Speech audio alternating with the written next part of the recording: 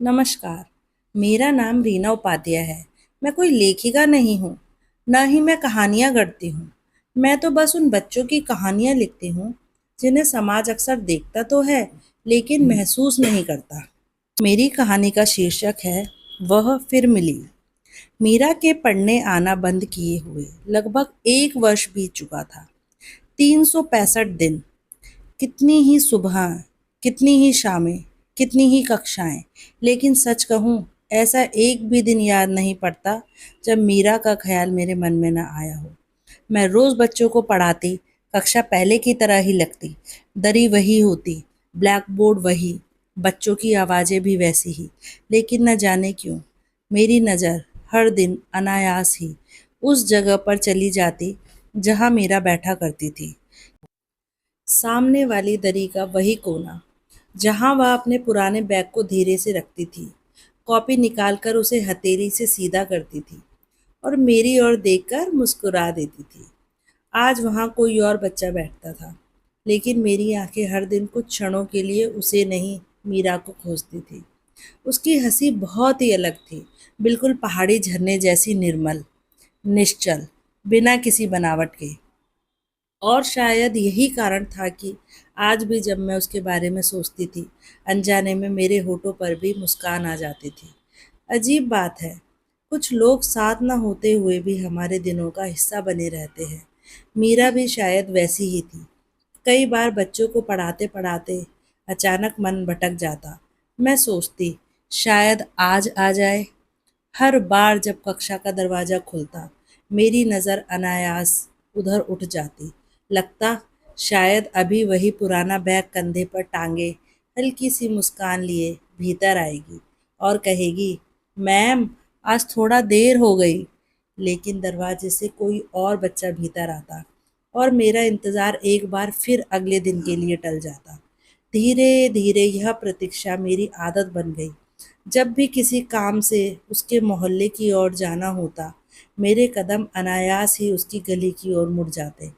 मैं उसके घर के सामने से यूं ही नहीं निकल पाती थी। उस मिट्टी के छोटे से घर का लकड़ी का दरवाज़ा हमेशा मुझे रोक लेता।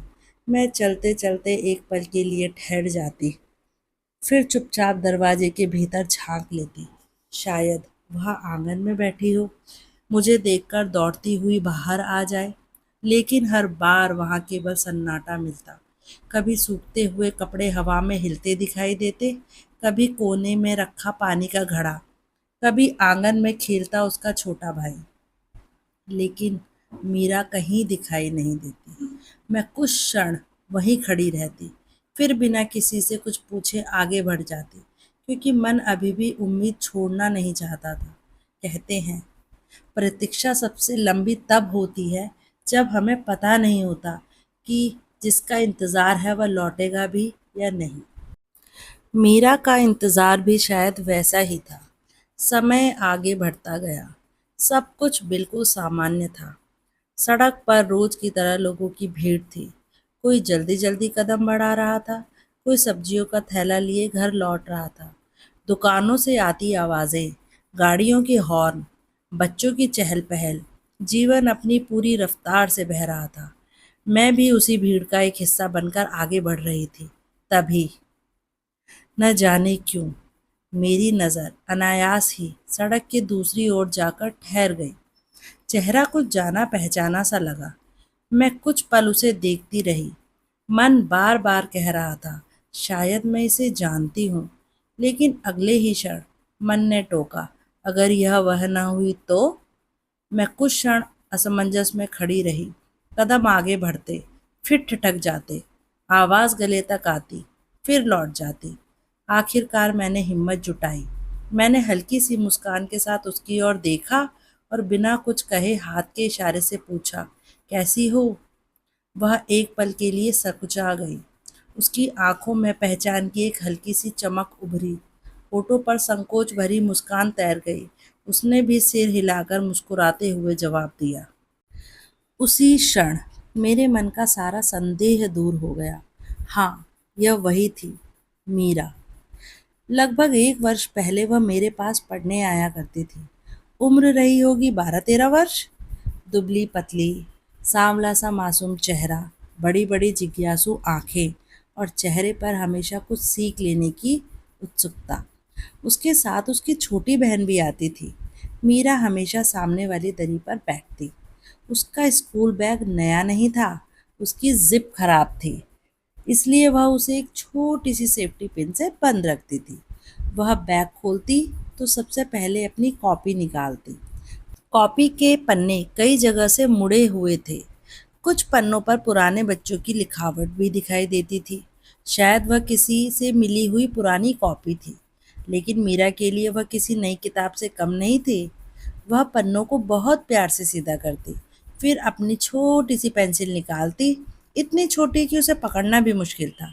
जब उसकी नोक टूट जाती तो वो उसे फेंकती नहीं थी।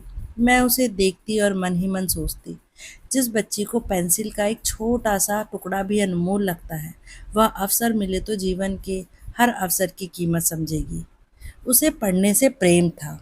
उसके लिए किताबें केवल अक्षरों का संग्रह नहीं थी, बल्कि शायद उस दुनिया की खिड़की थी जहां वह एक दिन पहुंचना चाहती थी।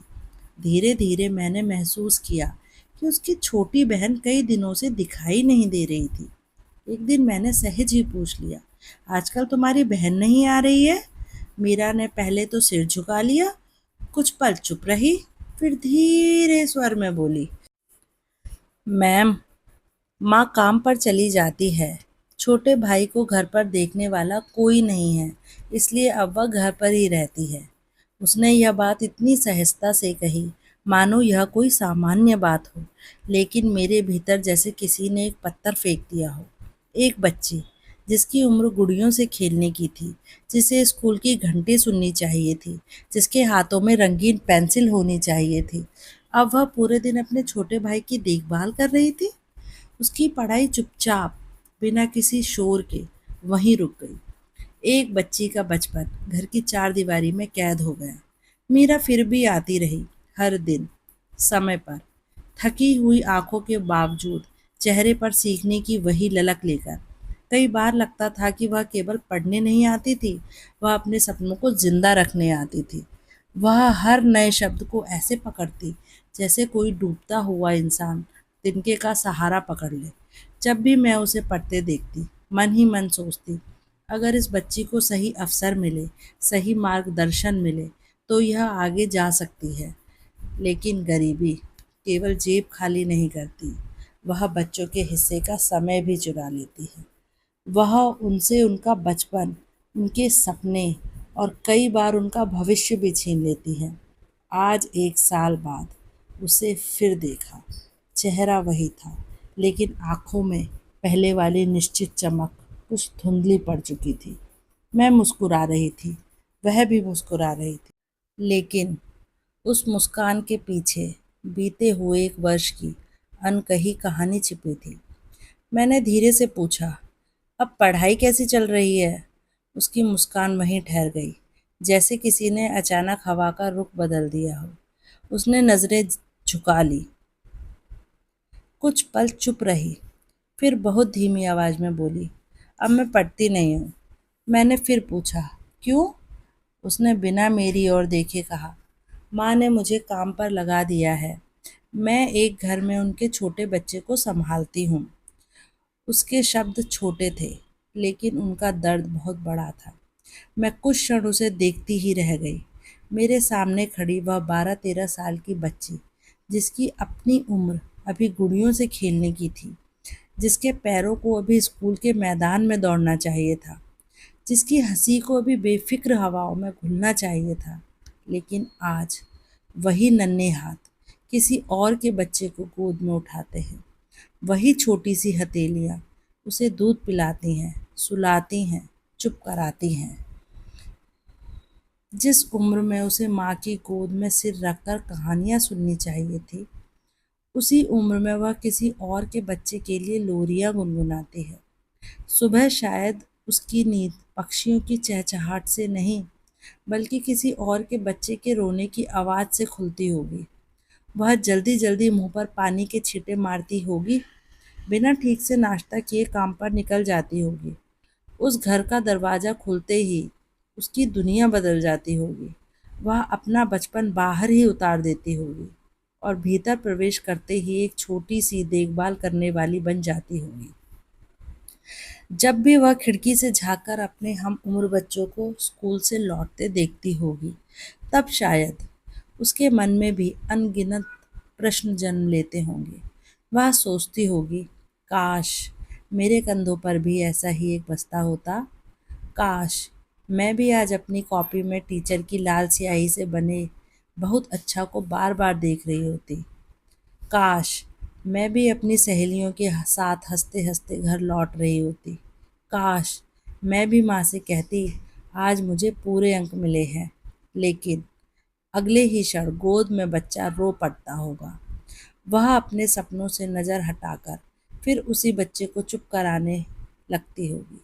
खिड़की के बाहर बचपन दौड़ता होगा, खिलखिलाता होगा, स्कूल की बातें करता होगा और खिड़की के भीतर एक बच्ची अपने ही बचपन को दूर जाते हुए चुपचाप देखती रह जाती होगी।